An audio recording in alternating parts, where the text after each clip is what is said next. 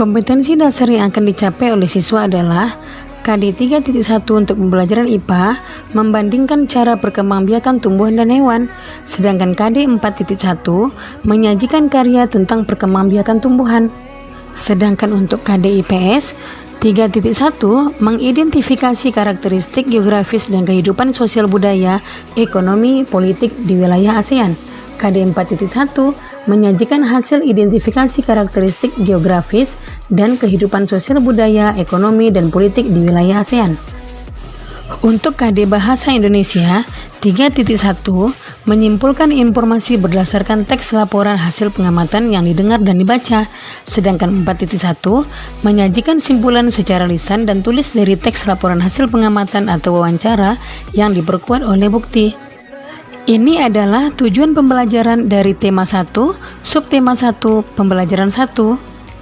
Apa yang kalian ketahui tentang tanaman ini? Apa manfaatnya dalam kehidupanmu? Apa yang ingin kalian ketahui tentang tumbuhan sebagai sumber makanan? Perhatikan gambar berikut ini. Hewan dan manusia memperoleh manfaat dari tumbuhan.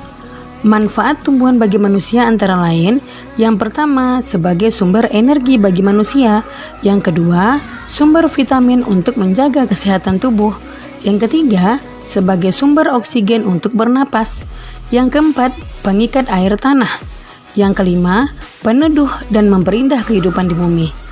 Apa manfaat tumbuhan bagi hewan? Nah, manfaat tumbuhan bagi hewan adalah sebagai sumber energi bagi hewan tersebut. Kemudian tumbuhan merupakan sumber bagi kehidupan manusia dan hewan. Tumbuhan adalah produsen penghasil cadangan makanan dan sumber oksigen untuk bernapas dan melindungi bumi dari sengatan sinar matahari. Beberapa hal yang akan terjadi jika tidak ada tumbuhan adalah manusia dan hewan tidak memiliki sumber makanan dan bumi akan gersang, sehingga kehidupan akan berakhir. Nah, coba kamu pahami teks tentang tanaman jagung berikut ini. Bagaimana jagung berkembang biak? Jagung merupakan salah satu tanaman yang dijadikan bahan makanan pokok di berbagai negara, salah satunya di Indonesia. Di Indonesia, penduduk Pulau Madura menjadikan jagung sebagai makanan pokoknya. Jagung merupakan salah satu tanaman penghasil karbohidrat yang sangat diperlukan oleh tubuh. Seorang petani jagung memulai pembiakan tanamannya dengan menanam biji jagung. Setelah 3-4 hari, bakal tanaman akan muncul di permukaan tanah. Tanaman jagung akan terus tumbuh menjadi besar. 3 hingga 3,5 bulan, buah jagung dapat dipanen oleh petani. Buah jagung yang berbentuk seperti tongkol pada mulanya berupa sekuntum bunga. Bunga jagung memiliki helai-helai rambut halus pada bagian ujungnya. Pada helai rambut tersebut terdapat tepung sari. Tepung sari akan terbang terbawa angin. Ketika angin bertiup, tepung sari yang terbawa angin sebagian akan jatuh di kepala putik yang terletak di bagian bawah bunga pada pohon jagung yang lain. Ketika itulah terjadi pembuahan. Setelah terjadi pembuahan, bunga jagung tersebut terus berkembang hingga menjadi buah jagung. Perkembangan itulah yang dapat diamati dari waktu ke waktu. Buah jagung akan siap dipanen ketika rambut jagung sudah berwarna kecoklatan dan bagian tongkolnya sudah mengering. Apabila buah jagung tersebut dikupas, akan memperlihatkan biji jagung yang kekuningan. Bagian yang dimakan oleh manusia adalah biji jagung. Supaya jagung selalu tersedia sebagai bahan makanan manusia, maka petani jagung harus menanam kembali sebagian biji jagung dari hasil panen. Biji jagung yang tua dapat ditanam kembali. Dari sinilah akan dimulai lagi perkembangbiakan jagung. Setelah kita membaca teks bagaimana jagung berkembang biak, maka tulislah ide pokok dan informasi penting setiap paragraf. Ibu beri contoh paragraf pertama dan paragraf kedua. Paragraf pertama, jagung merupakan salah satu tanaman yang dijadikan bahan makanan pokok di berbagai negara, salah satunya Indonesia. Paragraf kedua, jagung dikembangbiakkan dengan menanam biji. Nah, anak-anak ibu, cari ya ide pokok dan informasi penting paragraf lainnya. Berikut adalah gambar bunga lengkap yang disebut dengan perkembangbiakan generatif atau secara kawin terjadi melalui proses penyerbukan dan pembuahan. Yang pertama bakal biji, yang kedua tangkai putik, kepala putik, tangkai sari, kepala sari, mahkota, benang sari, kelopak, dan dasar bunga. Macam-macam penyerbukan. Yang pertama penyerbukan sendiri, yaitu serbuk sari jatuh di kepala putik pada bunga yang sama. Yang kedua penyerbukan tetangga. Serbuk sari jatuh di kepala putik pada bunga yang masih satu tumbuhan. Yang ketiga penyerbukan silang. Serbuk sari jatuh di kepala putik pada bunga lain yang sejenis tetapi berbeda tumbuhan. Yang keempat, penyerbukan bastar.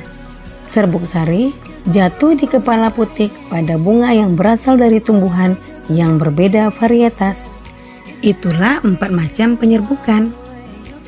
Bunga yang indah bukan hanya tumbuh di Indonesia. Negara-negara lain seperti negara tetangga pun memiliki bunga yang cantik. Karena kondisi geografis yang hampir sama, bunga yang tumbuh tidak jauh berbeda jenisnya. Banyak negara yang memiliki persamaan dalam kehidupan sosial dan budaya. Oleh sebab itu, mereka menggabungkan dirinya dalam suatu organisasi yang bernama ASEAN, yaitu Persatuan Negara-Negara se-Asia Tenggara. Berikut adalah 10 negara ASEAN tersebut.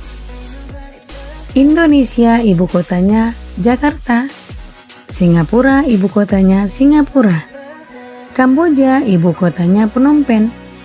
Thailand, ibu kotanya Bangkok. Myanmar, ibu kotanya Nay Pyidaw. Laos, ibu kotanya Vientiane.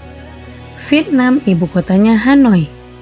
Malaysia, ibu kotanya Kuala Lumpur. Filipina, ibu kotanya Manila. Dan Brunei Darussalam, ibu kotanya Bandar Sri Begawan. 5 negara yang menjadi anggota pertama ASEAN di tahun 1967 adalah Indonesia, Adam Malik, Malaysia, Tun Abdul Razak, Thailand, Tanat Koman, Singapura, S. Rajaratnam, dan Filipina, Narciso Ramos. Mereka adalah utusan dari kelima negara, sekaligus merupakan tokoh-tokoh pendiri ASEAN. Berikut adalah kehidupan sosial budaya masyarakat ASEAN. Yang pertama adalah negara Brunei Darussalam. Kampung Ayer adalah desa terapung di Brunei Darussalam. Tahun 1400, Kampung Ayer sempat menjadi pusat pemerintahan. Saat ini, banyak penduduknya yang memiliki perahu pribadi dan disimpan di bawah rumah apung mereka. Budaya Brunei banyak dipengaruhi oleh ajaran Islam. Mayoritas penduduknya adalah orang Melayu. Kata Brunei berasal dari kata Nah Baru yang diucapkan oleh Awang Alak Betatar, penemu negara ini. Kota Darussalam berarti tempat yang damai atau rumah keamanan. Dalam percakapan, menunjuk dengan jari telunjuk dianggap kasar. Secara tradisional, orang Brunei tidak berjabat tangan dengan lawan jenis. Melepaskan sepatu adalah kebiasaan umum orang Brunei sebelum memasuki rumah orang lain. Negara kedua adalah Malaysia. Patung Dewa Manungga di Malaysia merupakan patung berukuran 42,7 meter. Patung ini terletak di Batu Kafes, gua yang merupakan salah satu kuil Hindu di luar India yang paling populer yang didedikasikan untuk Dewa Manungga. Malaysia memiliki kota yang bernama Georgetown, yaitu kota yang terdaftar dalam UNESCO World Heritage. Kota ini terletak di Pulau Penang. Georgetown adalah kota yang memiliki ragam jenis budaya. Banyak gedung peninggalan masa Eropa dan bangunan bernuansa Melayu Tionghoa. 3 kaum utama di Malaysia adalah kaum Melayu, Cina, dan India. Musik tradisionalnya banyak dipengaruhi oleh budaya Cina, Islam, India, dan Indonesia. Makanan khasnya adalah nasi lemak. Yang ketiga adalah negara Filipina. Budaya Filipina merupakan hasil perpaduan antara budaya Barat dan Timur. Kehidupan budayanya dipengaruhi oleh budaya Melayu, Cina, dan Spanyol. Bahasa Filipina adalah bahasa nasional, dengan bahasa Inggris sebagai bahasa pengantar untuk urusan perdagangan atau pergaulan. Ada 8 dialek utama yang digunakan masyarakat Filipina. Po dan opo adalah sebutan orang Filipina terhadap orang yang lebih tua.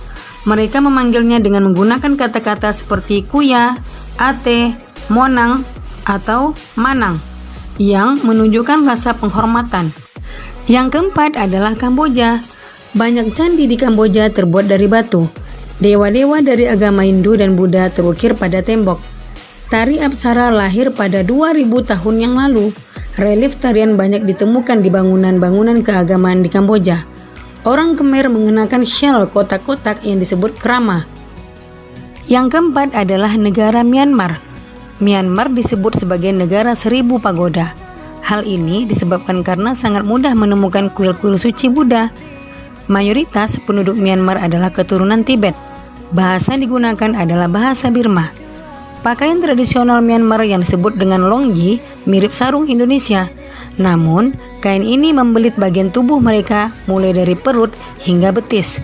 Longyi yang berbahan kain katun bukan saja dikenakan pria dewasa, namun juga anak-anak dan wanita. Yang keenam adalah negara Vietnam. Permainan menangkap jangkrik dengan mata tertutup adalah permainan tradisional anak Vietnam.